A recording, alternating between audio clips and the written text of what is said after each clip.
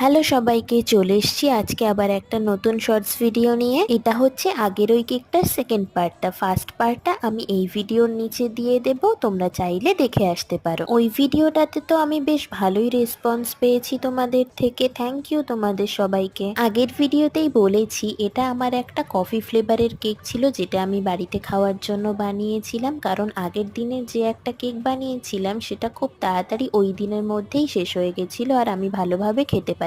সেই জন্য আজকের এই কেকটা বানানো। কিছুক্ষণ আগেই একটা ক্লিপে দেখলে এই কেকটার কি অবস্থা, কি করে হলো সেটাই ভাবছো তো। আসলে এই কেকটাকে আমি 2 টায়ার করেছিলাম। প্রথম টায়ারটা ক্রাম কোট করার পর আমি ফ্রিজে কিছুক্ষণ রেখে দিয়ে এসেছিলাম, যথারীতি মানুষ তাই করে। এবার কিছুক্ষণ পর আমি কেকটা যখন আনতে গেলাম, আমার কি মনে হলো, আমি ভাবলাম কেকটাকে একটু উল্টে দেখি নিচে পড়ে কিনা। সেটা করতে গিয়ে কেকটা পুরোটা আমার গায়ের ওপর পড়লো।